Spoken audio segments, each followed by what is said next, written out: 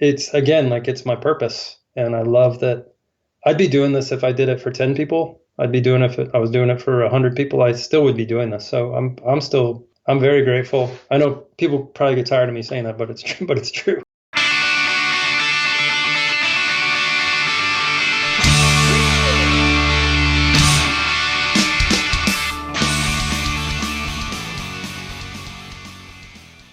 Welcome, everyone. This was The Scene, the podcast that takes a look back at the late 90s, early 2000 punk scene. I am your host, Mike Doyle.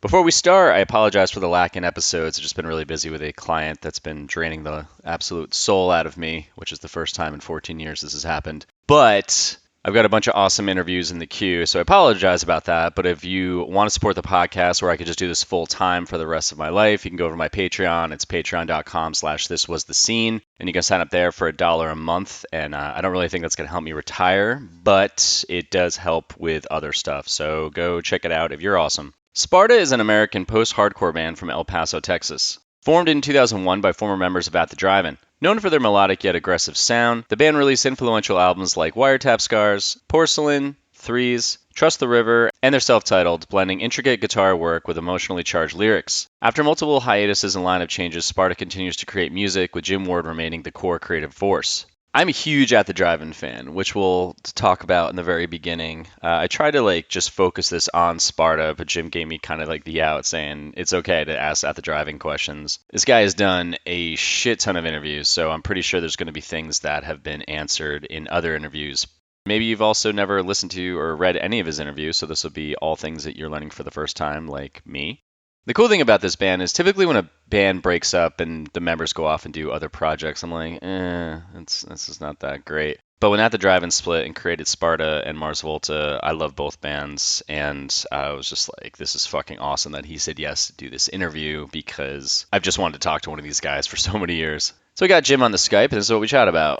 Recording in LA during the fires, U2 changing his life, why they didn't work with Ross Robinson again, Porcelain, playing on talk shows, Big Day Out Festival, While Oceana Sleeps, Taking Back Control, Napolean Solo, and a ton more. Check out his girls' summer camp called You Rock. It's urockep.org. I have a link in the show notes. Where during 2 weeks in July, campers will learn to play an instrument, form a band, write an original song, and perform live on stage. Along with musical instruction, campers will participate in community building workshops, enjoy live musical performances, and more. Lastly, my full-time gig that pays the bills is I do explainer animations. I've been doing them for 14 years. My company is drive80.com, drive80.com. Do explainers, logo animations, whiteboard animations, and that's pretty much it. If your company's frustrated that people don't get what you do, or they're worried that your website isn't generating qualified leads, then email me at mike@drive80.com. That's all I got to say, so feel free to subscribe, leave a review, and share this with anyone who would love some punk rock nostalgia.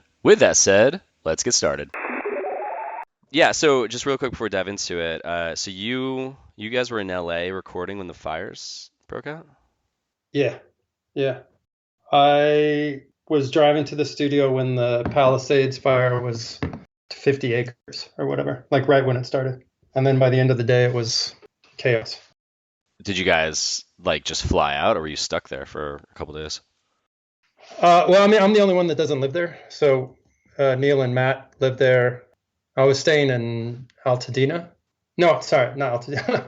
I was staying in Alhambra, which is just below Pasadena, which is just below Altadena. So I just saw all the trees that had fallen from the crazy winds and ash kind of floating around everywhere. So that was Monday, Tuesday.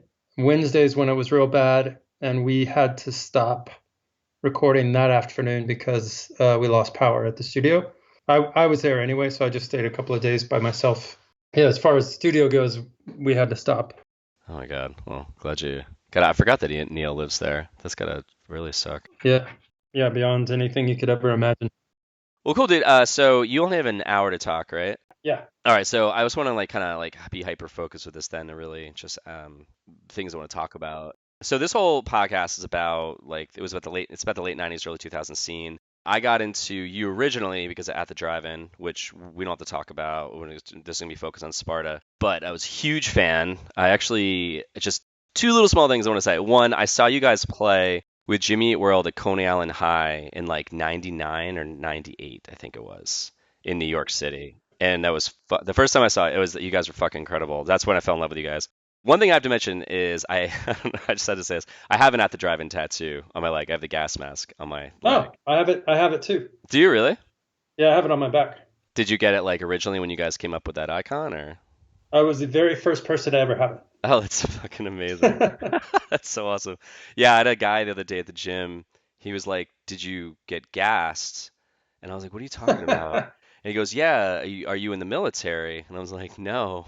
And why? He goes, "Oh, people go through like the gassing process, either military or cops that have been there, like they'll get a tattoo like that." I'm like, "Oh no." I'm like, "This is a band that I love." I never knew that. Yeah, I've never heard that. Yeah, it's the first time I ever saw that or got that. Well, cool, dude. So, yeah, so I think anyone listening, they pretty much the crowd that listens to this knows exactly who you are. They know that, your past, you were at the drive-in, that they broke up, you went into Sparta. So this is gonna be really focused on Sparta. But before all that, I do want to ask, which I do ask all the time, is before we start, is how did you get involved in the scene? And then we'll move into Sparta. Well, I sort of started skateboarding when I was 12. Somebody gave me a Subhumans LP. That was like my first sort of like entry into punk rock from the cradle to the grave. And from that point on, I just started hanging out with the punk kids. So like around 12, 13, started going to like backyard shows and in El Paso, and just playing like in terrible punk bands. I played bass, so I just like, playing these like really 1 2 3 4 1 2 3 4 kind of bands. Yeah, that's how I started doing it. I love that community. I was a straight edge kid, so it was kind of like a safe space for me, like as a young man to not have to fall into that stuff if I didn't want to.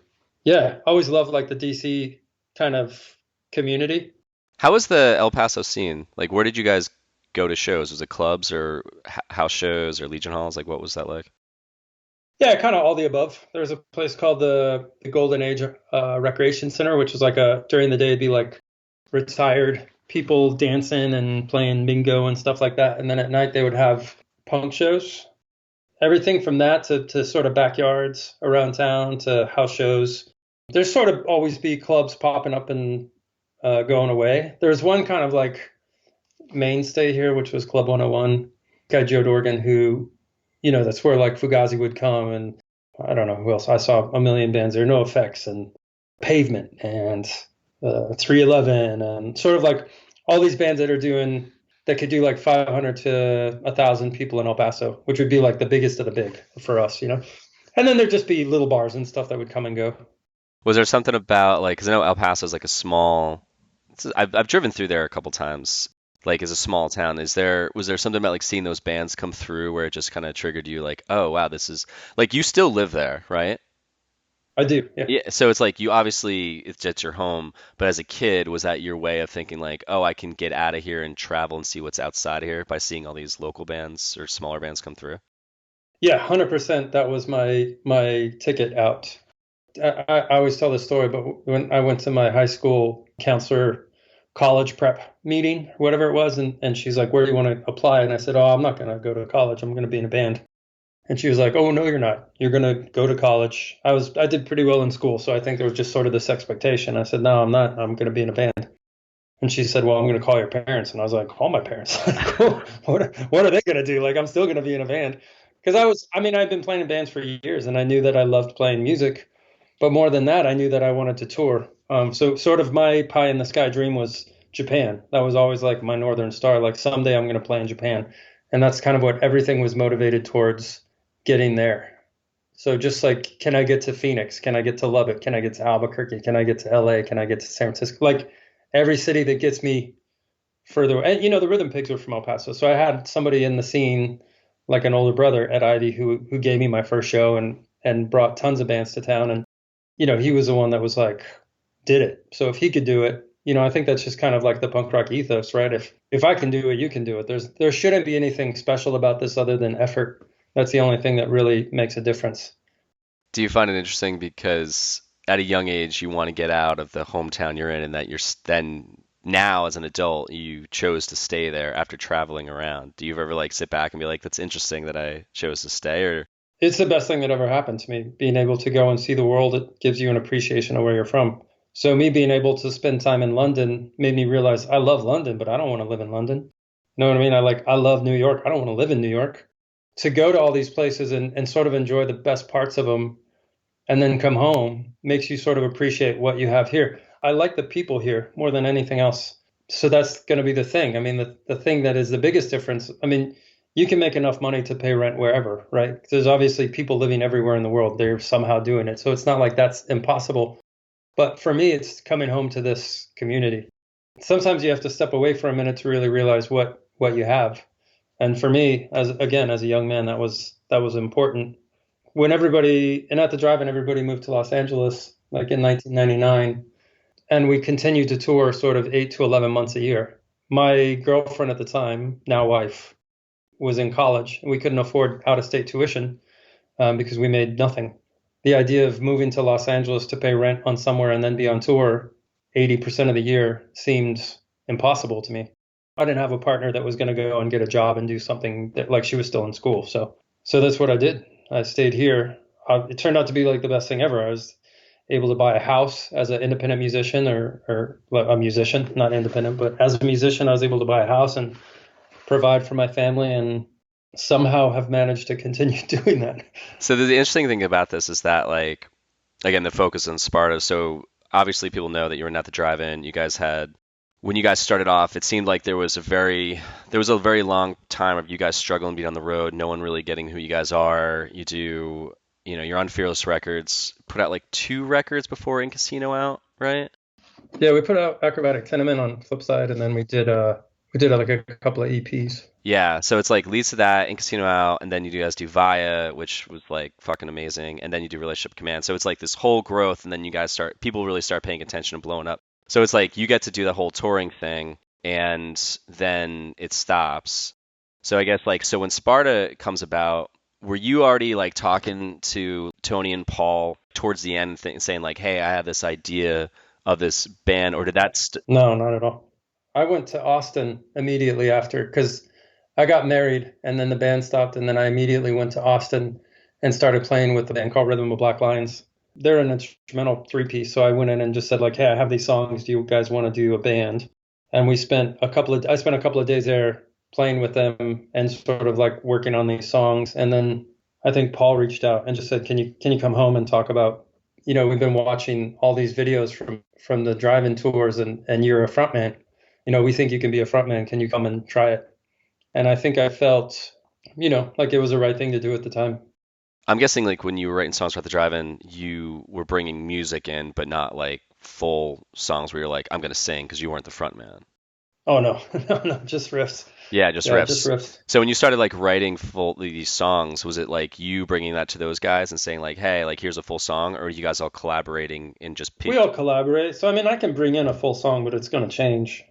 And at the time, it was very much one for all for one. So we would share all the publishing, and we would share, those sort of, we would sit in a room and just hash out the songs. And we wrote Wiretap in probably like, I'm going to say 10 days, probably the bulk of it. Oh, wow. It was just kind of every day for like 8 or 10 or 12 hours a day.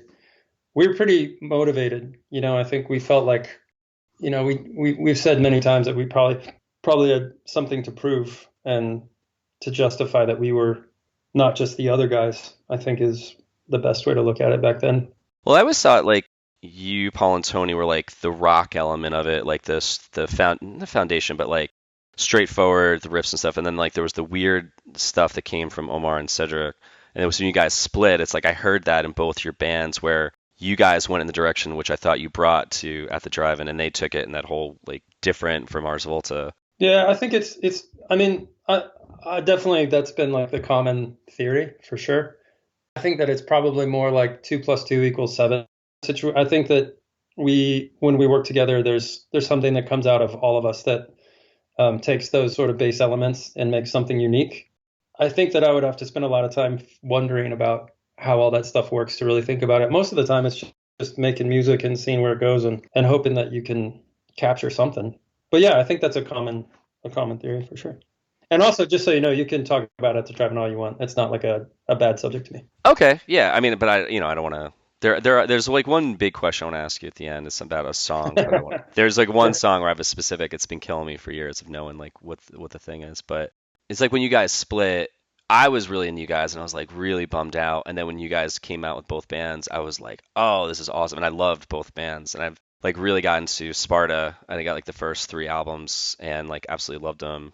And it's like you always sit in the back of your head. You're like, everyone wants to know all the drama, or they want to know all the behind the scenes shit, and you try to like make up your own stories in your head of like what was actually happening.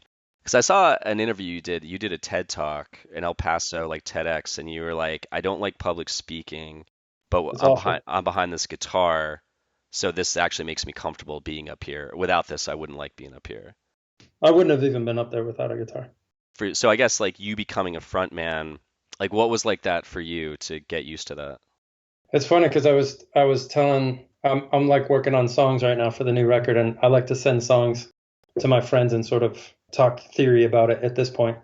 And so I was sending some stuff to Jim Adkins from Jimmy Eat World, and Oh wow. I was saying, I don't know, I don't really consider myself a singer or a frontman. And he's like, it's been 20 years. Like you can stop saying that now. Like Jim always cuts to the chase, right? So I was like, okay, I guess I'll quit saying that now if he said so. Because I mean, I've known him since, obviously we toured together when I was in At the Drive, and he's known me, and we've known each other a really, really long time. And it was kind of a nice thing to hear him say, because it made me, I mean, I know, right? I know when I'm on stage, I'm comfortable and I'm good at it.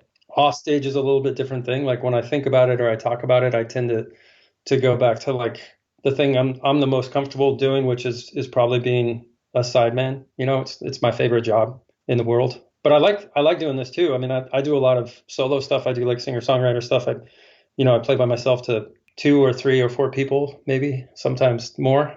All that stuff is just part of making. I did that way before At the Drive-In. I was a singer in a band, and I played solo, and then we started At the Drive-In, and it sort of was like combining 2 frontmen, because Cedric was a frontman, I was a frontman. Obviously, he's very good at it, and I was just learning how to do it, but that's kind of why I loved the role. And then when Omar joined, that's another frontman. So there's kind of like 3 frontmen at that point sharing a band. For all the bad, there was an amazing amount of good, and for all the good, there was an amazing amount of bad. But that's the chemistry, like that's how you got those records. It's definitely a reaction. Yeah, I mean, like I said, when I saw you guys like at Coney Island High, and then you guys played at my buddy's college. It's Sacred Heart University in Connecticut. My buddy Justin Lear put the show on. It was you and Get Up Kids. Mm-hmm. We got there just as you guys were done, and we're like, God damn it. It was like right before you guys broke up. But the stage show, I mean, everyone talks about that, how you guys were just like amazing live.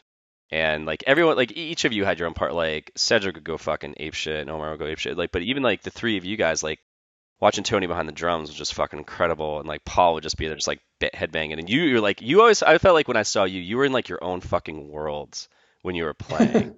I don't know. Is that like, That did probably you? was. Yeah. It seems like you just like were really just like in the moment and like really, I don't know. I think that there's not a lot of, like the community I come from, we wouldn't be faking it. You know what I mean? So there wouldn't be like a rehearsal or sort of an idea of what the show was going to look like or how you were going to act or whatever. Like that would be absurd to even think about that. I think a lot of it is just I was in my own world. We were all in our own worlds to some degree, and I think we all came from different communities. Paul and Tony came from the metal community, and there's a very different ethos to that scene. Me and Cedric and Omar all came from sort of the punk side of the tracks. But again, all that stuff is everything changes every day.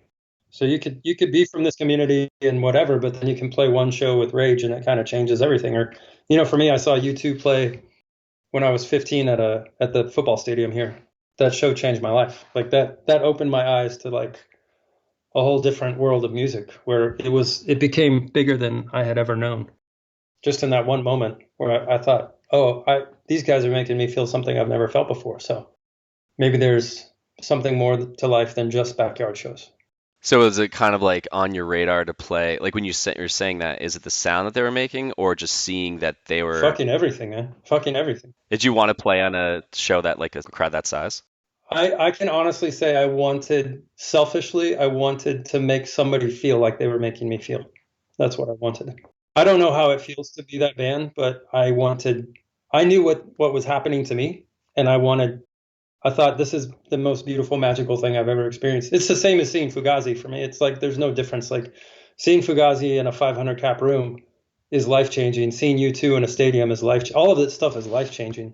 And I think I just wanted to be part of that, somehow be connected to. And I think at the time I was probably like, man, I wish I could work on a tour like this. Like I don't think I ever thought I could play music at that level or anything like that. I think it was more just like, I want to be part of this. It's just so much bigger than you can imagine. And it's easy, I think, for stuff to be written in an article or just like sentences on a page that sort of simplifies everything to a point that you forget the magic. Like you could talk about U2 as like, they're doing this over the top production. This is on Octoon Baby, right? The whole point is to be over the top. He has a whole new persona because he was so bored by the end of, after Joshua Tree and they did Rattle and Hum, that they went and reinvented themselves. And he created this whole alternate persona because he was just bored with what he was doing. All of that stuff is over the top and it's art. And I think it's easy to put all of that stuff into a sentence. And then the part of that I have seen in my life is that I've done, I don't know how many thousands of interviews I've done. And you're right when you say everyone's looking for the bit of like the gossip or the time bomb or whatever the fuck it is that people want to write about that is going to sell the article. I've been navigating that since I was 23 and I'm 48. So 25 years of navigating that landscape. I get all that stuff more than I ever have before. I think just to go back in my head, like I can close my eyes right now and remember being 20 feet away from the satellite stage and watching them play and just being like, this is the most incredible thing I've ever fucking seen in my life. And if I can ever be around this continuously, then I would fucking do it because I want to feel this way forever. So I had to point, I was going to ask you, and you're saying that, like, has anyone ever said to you that they did it for them? But then I thought of myself and I'm like, when I saw you guys at Coney Island High, that was that moment for me. I was in a band and I toured and we were like just about to do it and I see you guys and it was like, holy shit. But you don't get a tattoo of a band where you're just like, I like that design. It's like you guys were that huge thing for me. Yeah. Oh, and I'm so grateful. Yeah. I'm so grateful. Yeah, I'm incredibly, I mean, the one thing for me I can always say is that it's never been lost on me. I'm still grateful. I still feel, I never use the word luck, but I feel very fortunate that I've had the life that I've had and that I've been able to be a part of the things that I've been a part of. I don't take much of it for granted. I'm sure I take some of it for granted, but I don't consciously take anything for granted. And I'm very grateful for this life, incredibly grateful. And I've been really lucky to meet some people that have said incredibly kind things like you just said to me. There's a guy that I'm friends with now that plays in a much more popular band than I'm in. And he told me like, I was home on a Friday night in high school and I saw at the drive-in on Conan O'Brien or David Letterman, or which I think it was Conan. I think it was our first one. And he said that moment, everything that I was trying to figure out, I figured out. Like everything that was inside of me, like all my emotions and my musical desires and my taste and my want to make something, like all those things as a teenager, I couldn't figure out. Like right when you guys started playing, it's like all those pieces started like interlocking, and then all of a sudden I knew my pathway. And now he's very successful. Like that's one of the greatest compliments I can ever get, because to me that's the full circle of somebody doing that for me and then me doing that for somebody and they're doing it for somebody for sure. And sometimes they do it back to me. You know what I mean? Like I go and see him playing. I'm like, oh, I want to go home and play guitar. You know what I mean? All that stuff is important. And I try to, and I think what I'm getting at, and this is the whole point of like what you saw on stage, was it's very honest. Like I'm a very honest, transparent person. And for better or worse, like bad days were really, really bad. And you could see it in all of our faces. And we were a very honest band. And I think some of that disappears after your first band. Obviously Sparta moves into like a new territory of, it's like a different level of professional and whatever. And I can't go backwards. You know what I mean? I can't go back and create a band when I was 17 and be totally naive to everything. That only happens once. And I enjoyed it. But also I'm glad that it ended when it did. I'm not regretful of that at all. So like to that point, when you go in to do Wiretap Scars, did you feel through that, the first couple of years of being in the band, a bit of obviously, I'm guessing there's a different dynamic. Like, did you feel like a bit more relief when you're on the road, when you're going to record, or did like some tension still kind of exist in there, in Sparta? Well, I think there's always going to be tension because it's like a multi-level, multifaceted relationship. Like, yeah, like a different one from what you got out of. Yeah, of course it's different.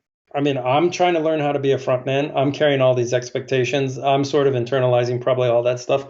I'm certainly self-medicating heavily. So all these things that we're all going through at the same time. Also, you go through these insane life experiences and you're 23 or 24 years old. You don't know how to handle it. I don't know if I would be able to handle it now. And again, this is 25 years later. It's it's incredibly difficult to go through all that stuff and the feelings that you have and then the feelings that everybody else has, and then how much you're willing to talk about it or admit it or be honest with yourself about all that stuff. Is that shit comes with time. So yeah, it was very complicated. It's still complicated. You know what I mean? Like when people ever ask me about any of this stuff, honestly, like my easy go-to answer with just like a fan when they're like, hey, have you talked to Tony? I'm like, it's complicated. You know what I mean? Let's just leave it at that. Like, have I won? It's really none of your business what I'm doing in my personal life. But two, you couldn't even imagine how complicated this is. Yeah, there was plenty of, I'm sure there's plenty of video somewhere on the internet of people melting down. You know what I mean? Like, Well, I guess I'm thinking about like when you're in a band and it splits and it's whatever the reason a band splits, you're like something happened, and then when you get in a new band, you're kind of hoping like, all right, cool, like I hope this is just a better experience that you're going through, because it's like what keeps you going into that point then too, where like you ever question yourself like, why the fuck do I keep doing this if it's just not? I guess it's not gonna be totally easy, but you're like, I thought this would be just a little bit easier to keep doing this. I don't think I've ever, and this is a 100% honest answer, I don't think I've ever once in my life thought about it being easier, ever. It's just never occurred to me. So for me, all of this is like, it's what I honestly think this is what I was put on earth to do. If there's a bad day, it's my obligation to navigate it, because ultimately, again, I've been really fortunate and I don't take it for granted. Some days, like anything, some days are harder than others. We used to say there's people that are like, man, if I was just playing the 1,000-seater or if I was just playing the arena, things would be better. And then one level below that is the band that's like, man, if we could just get to theaters. And then it's like, if we could just get to clubs, if we could just get on tour. And then there's some kid in a bedroom that's like, if I could just be in a band. So I always try and think about it as like not that I always do this, obviously, like some days are better than others, but I'll think about it in the sense that like when I was 17 and we started at the drive-in, my only goal in life was to put out a 7-inch and play outside of El Paso.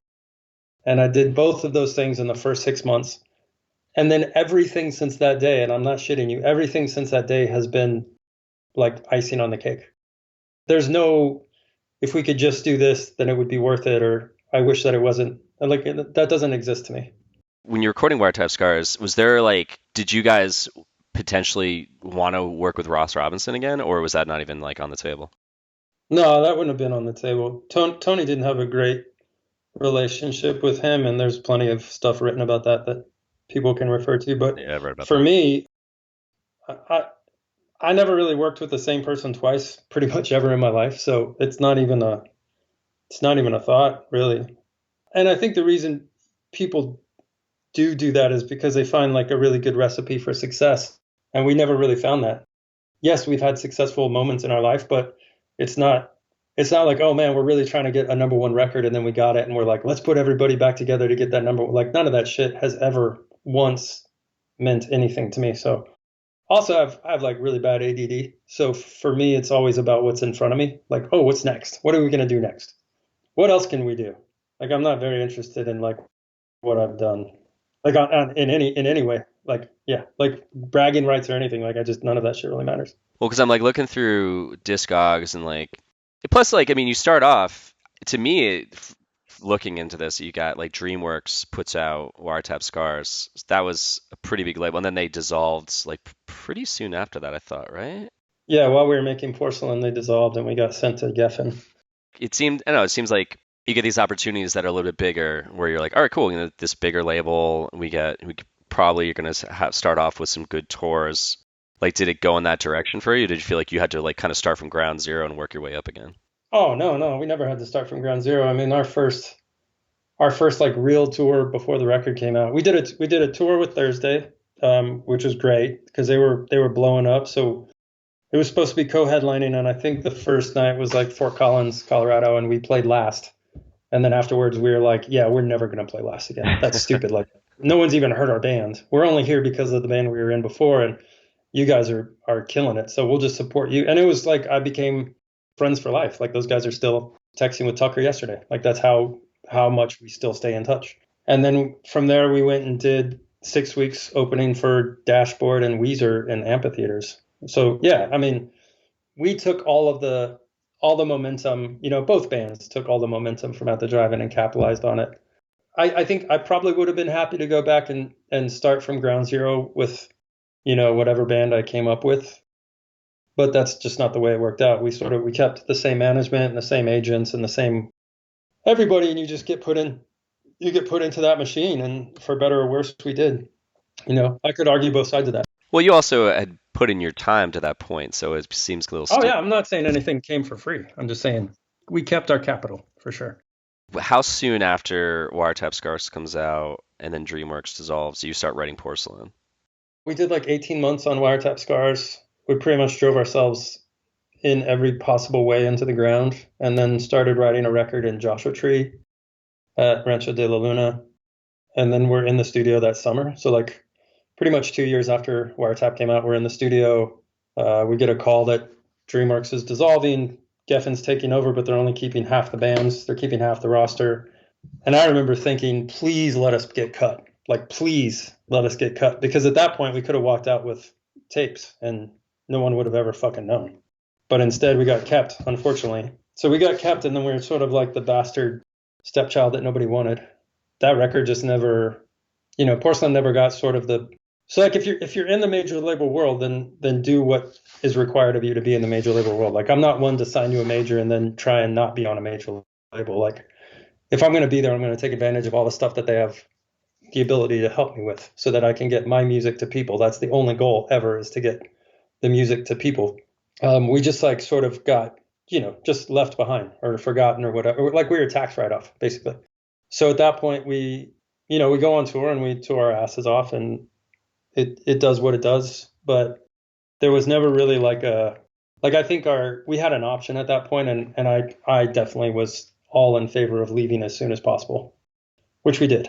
Real quick, if you're needing an explainer video, that's what I do for a living. My company is drive80.com. You can email me at mike@drive80.com for some samples and pricing. Industries that I've created explainer animations for over the last 14 years are tech, software, medical, pharma, recruiting, nonprofits, accounting, ed tech, and more. That's all I'm going to say. So now back to the show.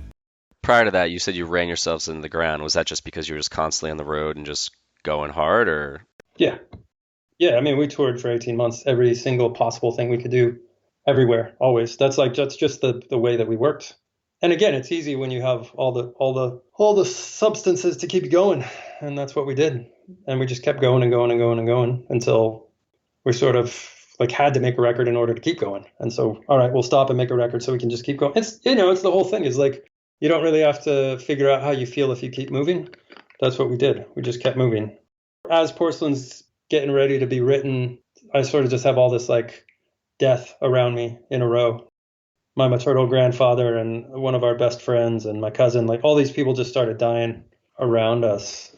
It's probably a good thing that we stopped, because at least there was got a little bit better and started dealing with some of it, I guess, by writing. But it was a pretty rough time. How many different late night things did you guys do on Wiretap Scars? I have no idea. Because anyone that would have us, I think, is probably the answer. I mean, we did Letterman, we did Conan, we did Craig Kilborn, we did all that shit. We never did the Tonight Show. That's the one that was a little too mainstream, I think, for us. I didn't get to do that later till I did Sleeper Car. But was that like? What is that like when you do that? Is it stressful? Is it as cool as you think it's going to be, or you do? It's not cool at all. No, it's awful. It's like not for them. It's awful because you take all of the adrenaline for one show and you put it into like 3 minutes, and then you have to stop and stand there until they clear you. So you play. That's why you see people just going bonkers, or like there's so much adrenaline, and there's so much until you're like a seasoned veteran of doing those things in the beginning, it's really hard to modulate. That's not the right word. Moderate your energy. It's really, really hard. So you'll see people play really fast or really sloppy. It's just because you don't know what to do. It's really hard. It's much harder than people think. Plus the studio is like 50 degrees because they keep it really cold because of the lights. So you go out and your hands immediately are like frozen, and it's fucking hard. And then you have to stand there, and then they go clear, and then it's like nobody gives a shit about you. Like the moment they say clear, you're like, They do everything they can because they have to. It's their job. It's not personal, but they get you out of there so fast. And, luckily we were a band with crew, so we could just go to the dressing room and hang out with the other guests or whatever it is. But it's really difficult. It's nerve wracking. It's never as good as you want it to be. The audio essentially, especially then you're playing through like a 3-inch speaker in somebody's house. Like it sounds like shit. It's super hard. It's hard to sing in pitch when you're that nervous and have that much adrenaline. It's really difficult. Yeah, I've heard that. I talked to this Jordan from Blood Brothers, and they were on the Henry Rollins show, and I was like, "What'd you like?" He goes, "The thing I liked about it is because he treated it like a real studio. So the sound and the way it's set up, it was built for a band to play." He's like, any other show outside of that, it's like playing for some shit speaker. It sounds like crap. So hard. And Yeah. then you're getting thrown in front of millions of people. Like here they are, and you're like, I don't think this is the best representation of like what we Yeah, it's want. really hard. I would say like Conan's the best because he's a musician, so he that's the most sympathetic staff and the most sympathetic host. Letterman is like he's either cool or he's not. Like he didn't like At the Drive-In, but he liked Sparta for some reason, so you sort of get treated a little bit better if he's somewhat nice to you. Well, I don't know. It doesn't really matter. At the end of the day, these guys they do this shit every day with the most famous people in the world. Who the fuck am I? It doesn't matter. I saw that you guys play the Big Day Out again, but it's Sparta. So one really popular story that people talk about is that when you guys put it at the drive-in, and that was like people really getting introduced to you. And then you can like, from my eyes, you could see the tension and all that shit. And then so you guys go back as Sparta. Was it a better experience that time?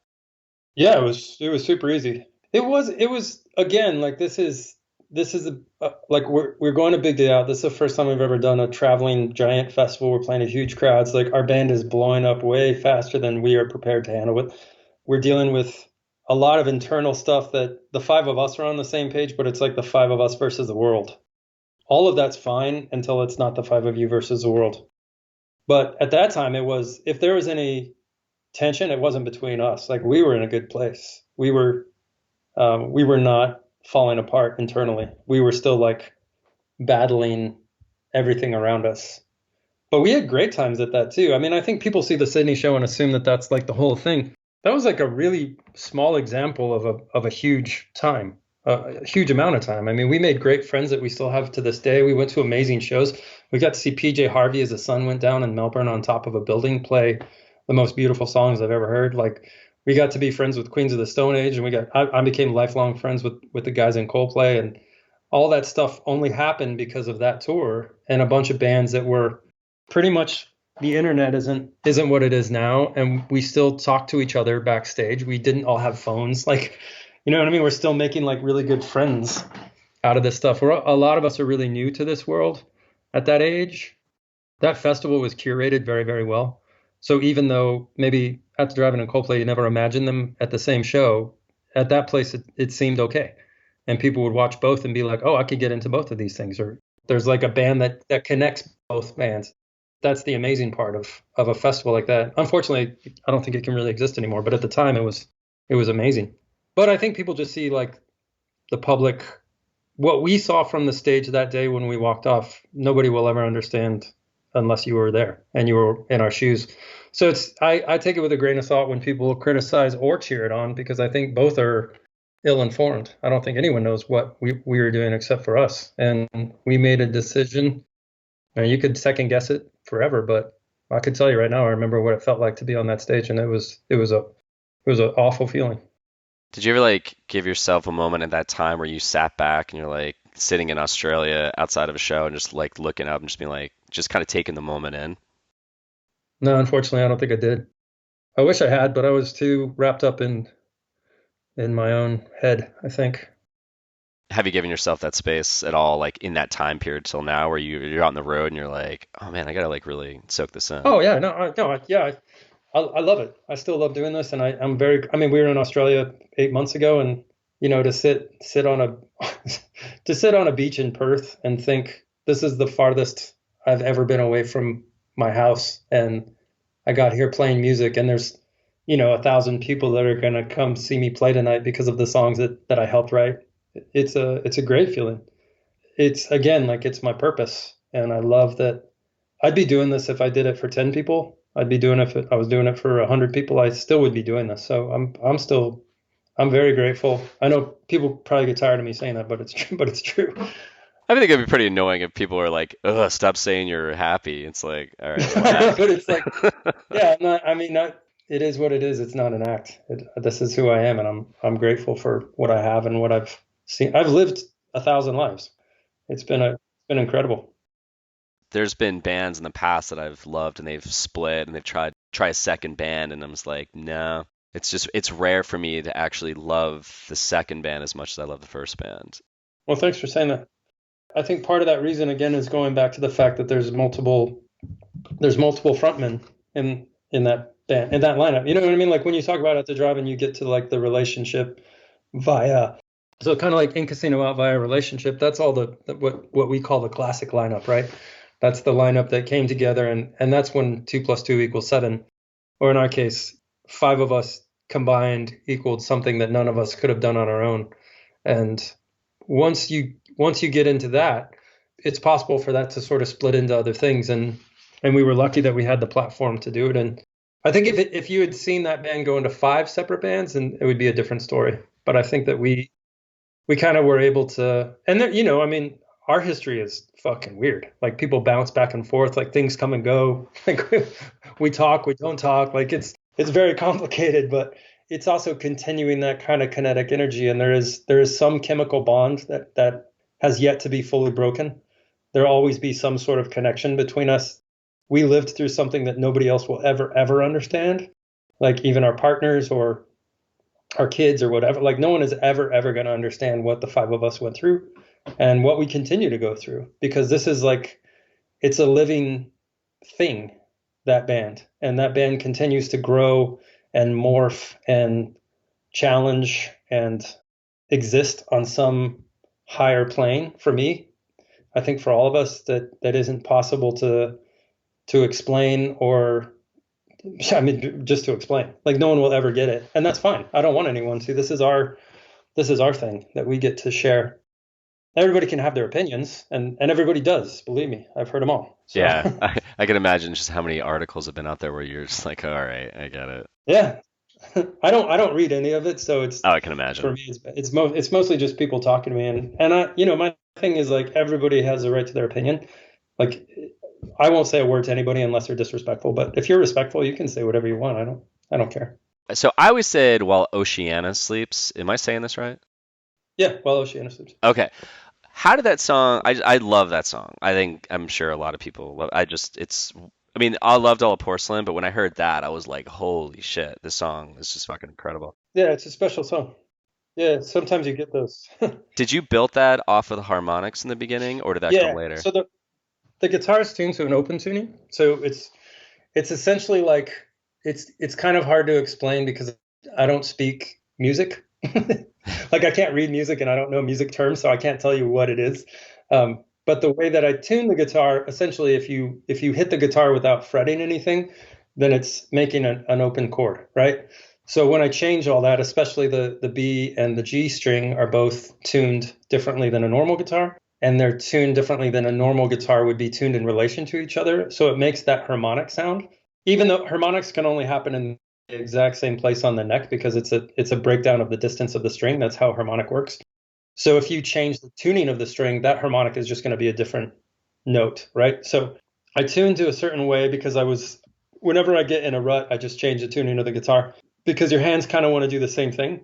And so it's just like an easy cheat to write something different, just so that your ears hear something different, but your hands are sort of doing what they want to do. I was playing that harmonic thing, and then we created a loop out of it. Matt kind of laid out that bass line to those harmonics and kind of built the vibe. Because I don't play any chords in the verse at all. I'm just singing along to the bass line, and Paul's playing like a high melody or whatever.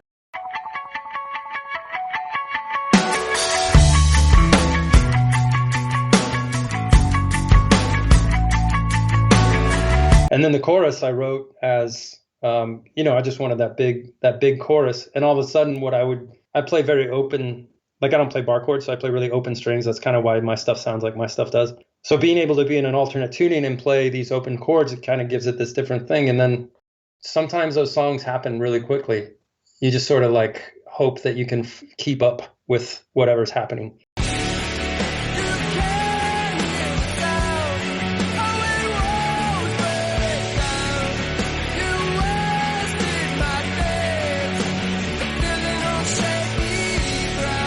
I totally believe that certain guitars have songs in them.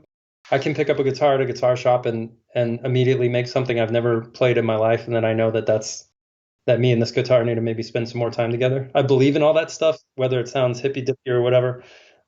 So yeah, I'd gotten this Rickenbacker, and that's the song that came out of it immediately. So this exact tuning, I would write specifically on that guitar, and until it quit giving me songs, and then I sold it. Get out of here. Useless. Yeah, I love that song. Like, I don't know, when you heard it, when it started coming together, were you think, did it stand out? Like, I don't know, there's certain songs you've written just stand out to you more than others? Yeah, there's some that just feel, it's weird because there's no rhyme or reason to it. Sometimes it's like, oh, it comes out of nowhere. Like that Queen song, I think it's called I Never Came. Is that what it's called? I don't know. Queens of the Stone Age or Queen? Yeah, Queens of the Stone Age. But I was telling Josh, like, this is my favorite. This is like the best song I've ever heard in my life. And he said, yeah, it came at one time. Like all this happened at once. And those are the ones that you kind of remember because they're so rare. I have some like that for sure. There's one on the new record that I woke up at midnight, just like seriously, like my eyes opened and I got up and I walked to my like little music room and I wrote an entire song in like probably 5 minutes. And that rarely happens. And those ones you kind of remember and proud of because you're like, oh, this is like sent from whatever. This was inside of me and it came out all at once or whatever the case is. And then there's some where you just work relentlessly on I have songs that are over a decade old that I still work on because I just believe in them. And I just think that maybe it just needs time to figure out on its own. And I just let it. You never force it, right? Like I'm not that kind of writer. Like I'll never put in a bullshit chorus because the song needs to get done. Like I've never done that in my life. And whether you like my stuff or not, I can tell you all of it, everything I've ever released is 100% honest. Like none of it is bullshit. Just for the sake of time, I'm just going to start throwing questions in. In threes, when you do threes, you take back control. Was there something about the meaning of that from going from DreamWorks to Geffen then to Hollywood, or did that have nothing to do with where you guys were at as a band? It didn't have anything to do with anybody except me just thinking how much I love Joe Strummer, and that I just wanted to play like a downstroke song and talk about, honestly, most of that song is it's a political song. It's not it's not overtly political maybe, but it was before we knew that the world could be worse than George Bush. This was like a reaction to George Bush, right? Which now seems hilarious, but at the time I wanted to write like a downstroke political song, and that's what came out. And that's one of those songs that happened really quickly, and I took that entire song pretty much to the band as is.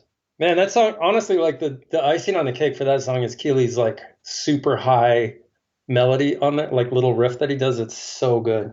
The like in the beginning, or yeah, that just like that little hook. He's so good at those. I mean, just like, yeah, but the bass line, like do. It just fucking carries you through the whole song and just like opens up. It's so fucking great. Why was there such a gap between threes and Trust the River?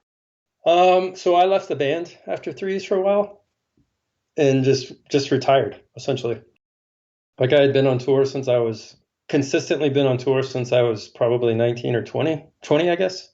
So at that point I'm like almost 30, like 10 years, just tired. And there's, it's documented. Like at the end of threes, I just basically had a band meeting and said like, we run this like a democracy and I lose every vote.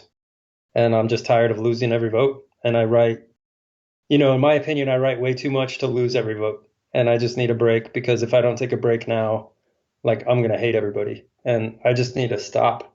So I did. And I started Sleeper Car, which was 100% me. And nobody had any vote. And I lost an insane amount of money doing it. And I loved every minute of it.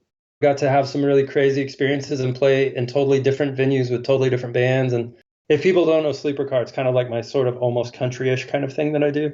So I got to like tour Canada with City and Color and play these huge theaters and play really beautiful soft songs to totally quiet theaters, which is an amazing experience. to fans of Dal, right? So Dal's fans know Alexis on Fire and No City and Color. So they knew me from At the Drive in Sparta, and then they're now seeing me do Sleeper Car, and it's probably the most records I've ever sold in a night, every single night. We sold so many records every single night because people were like, I've never heard of it, but I love it. I'll buy a CD. It was amazing. We were selling like 100 plus CDs a night. So for me, it's a lot. Jesus, probably yeah. for other people, it's not. But at the time, it was like crazy. We just kept getting stuff shipped out. We were like #1 in certain markets in Canada because we were selling so many records per night in these little tiny Canadian cities. Like #1 in Medicine Hat, which still is. I wish I had a plaque because I would put it up on my wall. It's the only plaque I would ever hang out of all the stuff I've gotten. But we did like 3 weeks with Coldplay opening for them in arenas, and it was amazing and something that I normally would never get to do. But it was also like it was a good experience for me to take a step back and sort of maybe get a little humbled about where I had gotten in life, and made me sort of appreciate those guys more than I had in the moment because we were just tired.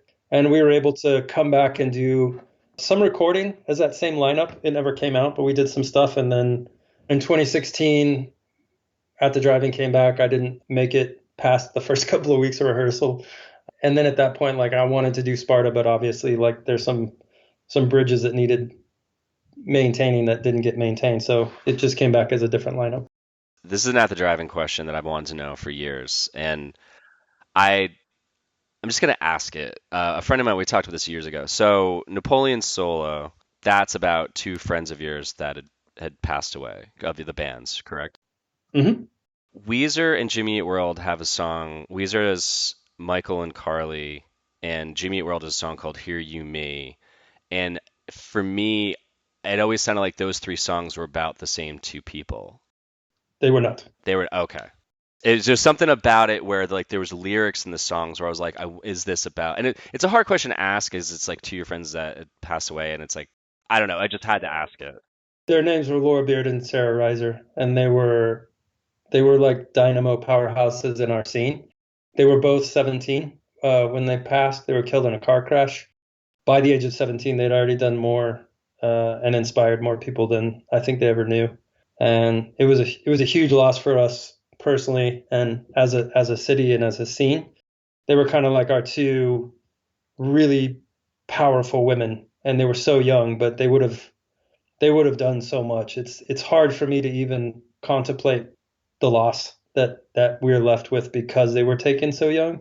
Because I saw what they did in the few years that they were in the music community. It was incredible, and they were super talented. It was a hard one. We've had I think we've had an unfortunate us in this community have had an unfortunate amount of people taken, which is a shame, but it's what it is. I think that song stood out to me. Me and my buddies, when we were 16, we were riding our bikes to a friend's house, and my buddy jumped off his bike and runs to this front door. So we follow him, and it was our friend Melissa's house. So we went in and started talking to her, and then she's on the phone with her friend Alexis, and her boyfriend's there. So we're like talking to them. We're like, hey, we're going to this party at a friend's house later. So we leave, and then we're going to this party, and the whole road's cut off. You can't get to it. So we did this whole wraparound. So when we get to the party, we find out that the car that the two girls that we just saw had this accident, and those two girls died in the accident. So it was like one of those where when I heard that song, I was like, holy shit, like this reminds me of that. So I don't know. It just stood out to me. I think the reason I asked about too, like the Michael and Carly song, is because that was also about two girls who were going somewhere and they had, died in a car accident. Heartbreaking. I'm sorry you went through that. It's really hard. Yeah, it sucks. It seems like everyone has like some shit that they go through. But well, I'll start wrapping this up. Two questions. Again, been a huge fan. I'm not gonna fanboy out or anything like that, but I love the songs you write. I love the fact that you're in a band with Neil, because last tour we ever did was with my band and Lawrence Arms. That's how I met him. Oh yeah, 2001. So he is just the fucking best. All right, last two questions before I ask the last one. What would you like to plug? It could be about you. It could be about a friend or a cause. It could be about all of them. Oh, that's a good question. I was not prepared for that. I know. Damn. Oof. Well, I will say, if people want to, we run a girls camp, a girls rock camp every summer called You Rock, which is for girls from sort of like 10 to 17. And if anybody is interested in, like I get people that are like, man, I'd love to buy you a beer. If you would like to buy me a beer, go to my Instagram and click on the link to donate $5 to Because of You, which is our fund that runs it. It's super easy to find on my Instagram if you look for it. So if you go to URock and you can make a donation, that would be great. It's tax deductible. It's all a legit thing. But yeah, that would be the one thing that I would ask people to support if they could.